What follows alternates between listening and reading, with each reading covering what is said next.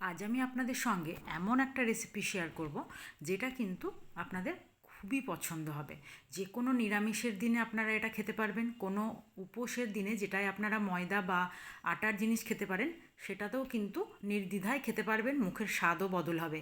বাচ্চাদের টিফিনে দিতে পারেন বা হাজব্যান্ডের টিফিন বক্সেও দিতে পারেন, খেতে খুবই সুস্বাদু।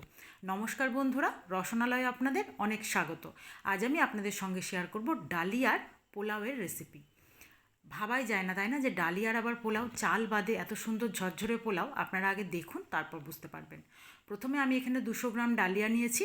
সেটাকে খুব ভালো করে জল দিয়ে পরিষ্কার করে ধুয়ে নেব। তারপর আমি জলটা ঝরিয়ে, একদম শুকনো করে জলটা ঝরিয়ে নেব, যেন ডালিয়ার মধ্যে কোনো জল না থাকে। সেইভাবে জলটা ঝরতে দেব। এবার ডালিয়ার জলটা ঝরতে দিয়ে আমি কড়াইয়ে প্রথমে এখানে 4 চামচ সাদা তেল আর 2 চামচ ঘি দিয়ে দেব। যেহেতু পোলাও করছি, ঘিটা অবশ্যই দিতে হবে। এরপর এর মধ্যে 2 চামচ ঘি দিয়ে আমি এখানে কাজু আর কিশমিশ নিয়েছি, ওটাকে ভেজে তুলে নেব। কাজু আছে এখানে 30 গ্রাম মতো, আর কিশমিশও আছে প্রায় 25 গ্রাম মতো। সবগুলো একসঙ্গে খুব ভালো করে ভেজে তুলে নেব। ভাজাটা হয়ে গেলে ওই যে তেল আর ঘিটা আছে কড়াইয়ে, ওটার মধ্যেই আমি এখানে ছোটো এলাচ 4টে নিয়েছি, মুখটা ফাটিয়ে, সঙ্গে 2 টুকরো দারচিনি আর 5-6টা লবঙ্গ, সঙ্গে 2টো তেজপাতা, একসঙ্গে সবগুলো নিয়ে ফোড়ন দিয়ে দেব। ফোড়নটা বেশ সুন্দর নাড়াচাড়া করে একটা সুন্দর গন্ধ বেরোবে, আর ফোড়নটা একটু ভাজা ভাজাও হয়ে যাবে, তখন দিয়ে দেব 1 চামচ, একটা ছোটো চামচের, চায়ের চামচের 1 চামচ আদা বাটা। আদা বাটাটা দিয়ে একটু নাড়াচাড়া করে একটু ভাজা ভাজা হয়ে গেলে দেখুন জল ঝরিয়ে রাখা ডালিয়াটা আমি এর মধ্যে দিয়ে দেব। এই খাবারটা এতটাই সুস্বাদু হয়, বাচ্চারা কিন্তু টিফিনে দিলে খুব পছন্দ করে খাবে, আর হাজব্যান্ডেরও টিফিনে একটা নতুনত্ব কিছু হবে, খেতে ভালোই লাগবে।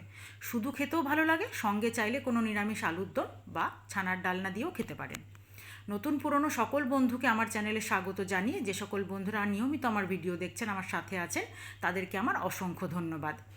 আর যে সকল বন্ধুরা ফেসবুক পেজ থেকে আমার ভিডিওটি দেখছেন, তারা অবশ্যই আমার পেজটি ফলো করে দেবেন।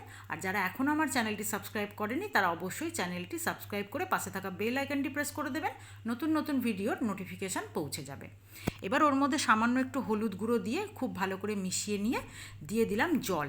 জলের পরিমাণটা দিলাম ঠিক যতটা একটা বাটিতে আমি ডালিয়ার পরিমাণ ধুয়ে নেওয়া হয়েছিল, সেই ডালিয়ার পরিমাণ যতটা পর্যন্ত ছিল বাটিতে, ঠিক তার থেকে একটু বেশি পরিমাণ জলটা দিলাম।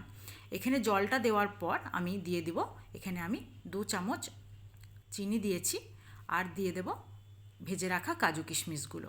2 চামচ, এখানে চায়ের চামচের 2 চামচ চিনি আছে। মিষ্টত্বটা আপনারা আপনাদের পছন্দ অনুযায়ী দেবেন। আমাদের একটু কম মিষ্টি পছন্দ করি বলে কম করে দিলাম। এরপর দিয়ে দেব স্বাদ অনুযায়ী লবণ। সবটা দেওয়া হয়ে গেলে খুব ভালো করে মিশিয়ে নিয়ে এবার ঢাকা দিয়ে দেব। বেশিক্ষণ সময়ও লাগে না হতে, এমনিতেই ডালিয়া কম সময়ে হয়ে যায়। আর একটা কথা বলে রাখি, যদি আপনারা এটা বাচ্চাদেরকে খাওয়াতে চান, অবশ্যই, বা নিজেরা যদি পছন্দ করেন, এর মধ্যে কিন্তু একটু ছোট ছোট করে কাটা সবজিও ব্যবহার করতে পারেন। তাতে সবজিটা প্রথমে ভেজে তুলে রেখে পরে মিশিয়ে দেবেন। এবার এর মধ্যে দিয়ে দিলাম 4টে চেরা কাঁচা লঙ্কা, আবারও ওপর থেকে 2 চামচ ঘি। এরপর আমি এটাকে ঢাকা দিয়ে একটু ভালো করে মিশিয়ে নেব। তারপর ঢাকা দিয়ে একটু রেস্টে রেখে ঘি আর কাঁচা লঙ্কার গন্ধটা খুব ভালোভাবে এর মধ্যে ধরে নেবে।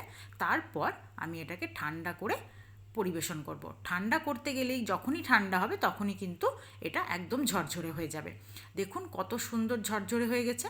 ঠিক এই রকমভাবে আপনারা এটা বানিয়ে অবশ্যই যে কোনো দিন খেতে পারেন। নিরামিষের দিন বাড়িতে দুপুরেও খেতে পারেন, আবার কোনো টিফিনে তৈরি করতে পারেন, বা কোনো পুজো উপোসের দিনেও, যেটাই আপনারা আটা বা ময়দার জিনিস খেতে পারেন, সেই সব দিনেও নির্দ্বিধায় খেয়ে নিতে পারেন। এটা শুধুও খেতে ভালো লাগে, সঙ্গে যদি নিরামিষ আলুর দম বা ছানার ডালনা করেন, সেটা দিয়েও খুব ভালো লাগবে খেতে। এত সুন্দর ঝরঝরে একটা পোলাওয়ের রেসিপি আজ যদি আপনাদের ভালো লেগে থাকে, অবশ্যই লাইক, শেয়ার ও কমেন্ট করতে ভুলবেন না। আর যদি আপনাদের ভালো লাগে, আমাকে অবশ্যই কমেন্ট করে জানাবেন।